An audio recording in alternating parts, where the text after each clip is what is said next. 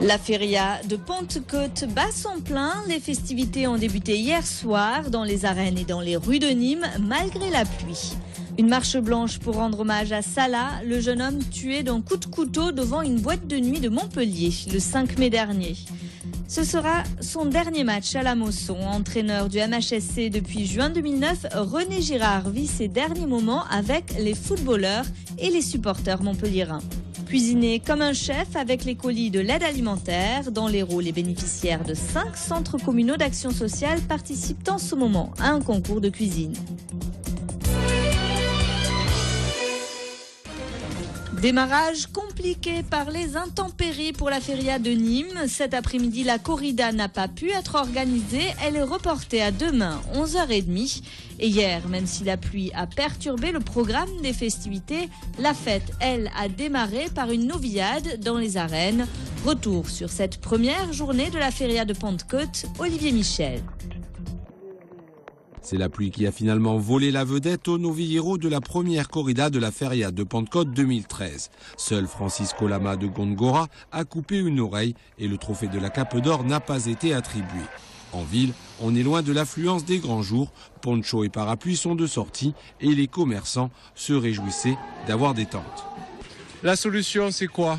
Le beau temps, du très beau temps.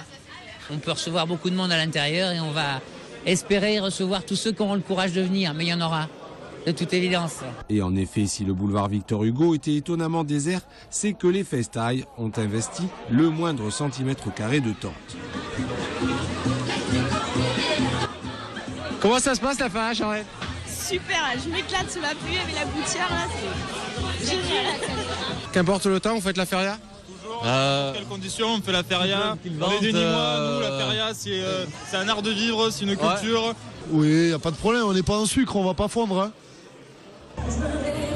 Présente dès la fin de journée et jusque tard dans la nuit, la pluie n'aura donc que peu contrarié la première soirée, si ce n'est pour le concert des stars des années 80 qui a lui dû être annulé. La feria de Nîmes, c'est la meilleure!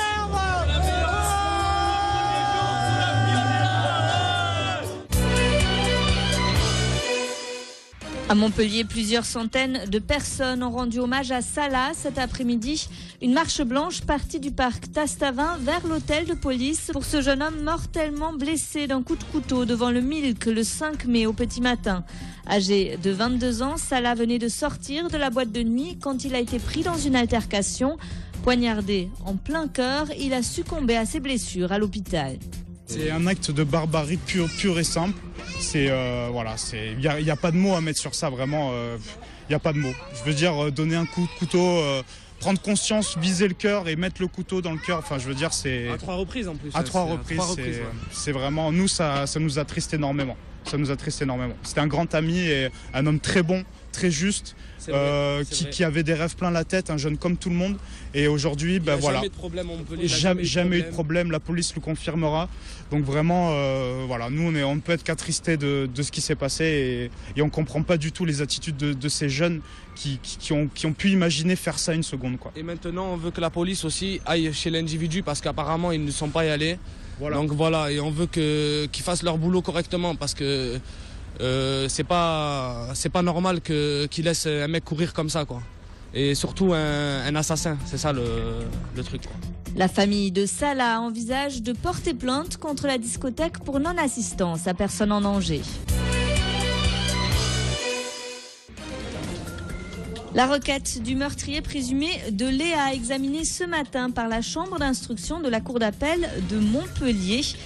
La jeune fille de 17 ans avait été violée et tuée la nuit de la Saint-Sylvestre il y a 2 ans, quartier du plan des 4 Seigneurs. Aujourd'hui, le défenseur du tueur présumé réclame l'annulation de la procédure et la requalification des faits en violence volontaire entraînant la mort sans intention de la donner. Mais ce matin, l'avocat général a demandé le rejet de cette requête et le renvoi aux assises. Il y a eu d'abord de la part des magistrats un certain énervement à l'égard de toutes ces procédures qui sont faites par la défense. Moi j'ai indiqué, sans aborder trop le fond, que c'était une épreuve de plus pour les proches de Léa, la mère, une épreuve de plus après la décision la Cour de cassation, la Cour d'appel de Toulouse, et que ça devenait pratiquement maintenant insupportable. Donc le but, c'est qu'on arrive très rapidement devant la Cour d'assises. On parle d'une date en janvier 2014. Là, la décision sera rendue le 18 juin, donc assez rapidement. La Chambre de l'instruction va statuer, mais elle devrait bien sûr confirmer l'ordonnance de mise en accusation. Et puis maintenant, la priorité, c'est le procès. C'est un accident impressionnant qui s'est produit sur l'autoroute A9 hier soir vers 19h30 à hauteur de la sortie Montpellier-Est. Face à Odysseum, un camion et 3 voitures se sont percutées. 8 personnes ont été légèrement blessées dans la collision qui a surtout généré beaucoup de tôles froissées et plusieurs kilomètres d'embouteillage dans le sens Béziers-Nîmes.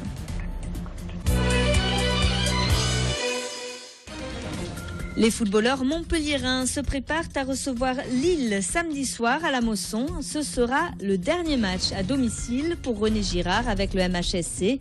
Après 4 années et un titre de champion de France, le coach vauverdois quitte le club sur une saison en dents de scie.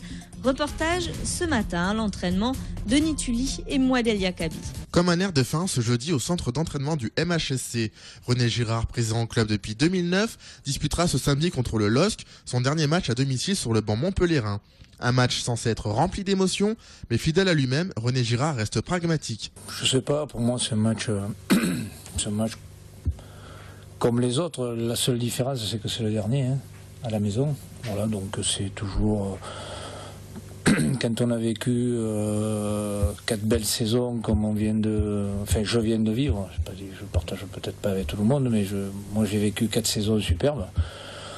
Voilà, ça fait toujours quelque chose. Ouais, ça fait toujours quelque chose de faire un dernier match. Mais bon, c'est comme ça, c'est la vie. Ça fait partie de notre métier en particulier, quoi.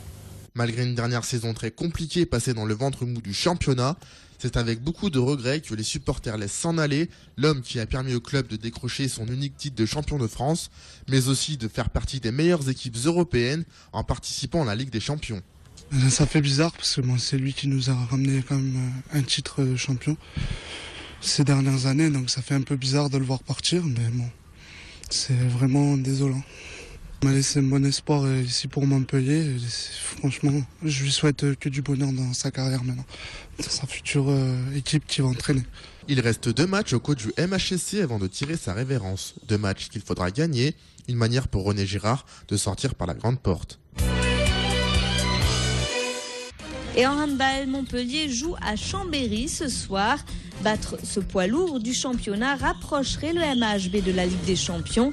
Reste à préserver la cohésion du groupe et l'envie d'une équipe une nouvelle fois mise à mal par les rebondissements de l'affaire des paris présumés truqués cette semaine. Forcément, tu regardes et forcément ça t'interroge et ça te travaille un peu la tête. Donc j'ai pas dit que ça n'impactait pas, j'ai dit qu'à un moment donné on ne va pas se cacher derrière ça, il y a un match à jouer, on va aller jouer un match, voilà, et on va tout faire pour le gagner. On a surmonté des obstacles, on va essayer de surmonter celui-là le mieux possible. Ce qui m'inquiète le plus, c'est qu'on les a battus 2 fois cette année. Paradoxalement, je serais peut-être presque plus rassuré si on avait perdu 2 fois contre eux. C'est ce que j'ai dit dans la préparation du match joueur. Ce qui m'inquiète le plus, c'est qu'on les a battus 2 fois. On les a battus largement à Montpellier sur un très bon match. On est allé les battre en Coupe de France chez eux, en ayant fait un très bon match aussi. Et je sais que c'est une équipe très dangereuse, je sais que c'est une équipe avec beaucoup de fierté. Et on les a déjà battus 2 fois. Prêt, feu, cuisiner. Pendant 6 semaines, des bénéficiaires de la Banque alimentaire de l'Hérault s'affrontent dans un concours de cuisine.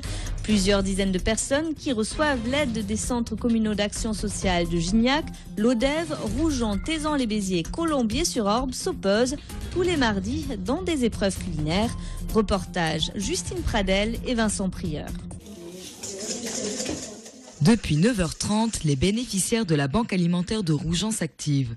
Sous l'œil de l'ancien chef Alain Ferré, les participants de ce concours culinaire doivent mitonner des plats autour du thème du jour, la Provence. Un seul impératif, confectionner un repas de A à Z uniquement avec les ingrédients de la Banque alimentaire. Tous les légumes que j'amène sont des légumes qui sont récupérés dans les grandes surfaces. Donc automatiquement, c'est des légumes qui sont plus ou moins abîmés, où ils sont passés, ou donc à eux de leur donner une autre seconde vie. Donc avec les légumes qui sont là, ça leur apprend déjà qu'avec des légumes même abîmés, on peut réussir à faire des plats.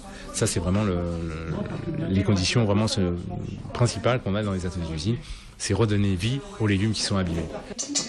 L'objectif est simple, il faut réapprendre à cuisiner les produits de base. Les apprentis cuisiniers seront jugés sur plusieurs critères, le respect des règles d'hygiène et des principes de nutrition, la présentation et la qualité gustative. Mais pour les concurrents, l'essentiel est de participer. On s'entend tous bien et puis vraiment ils nous ont apporté une aide tout au long de l'année et c'était vraiment important pour moi de participer aujourd'hui. Respect de l'équilibre alimentaire, convivialité et partage sont les mots d'ordre de cette journée. À l'initiative de ce concours, la mairie de Rougen, soutenue par la Banque alimentaire, leur souhait, aller plus loin que l'action quotidienne de collecte et de partage. Cette aventure humaine, ça nous amène surtout à montrer les capacités des uns et des autres dans ce qu'ils font au sein de ces ateliers, en partenariat avec la Banque alimentaire. Et ça permet un petit peu de rajouter un maillon à cette chaîne de solidarité. Escalope, curry champignons, mousseline 3 légumes ou encore tarte aux fraises, rendez-vous le 25 juin pour savoir lesquels auront obtenu les faveurs du jury.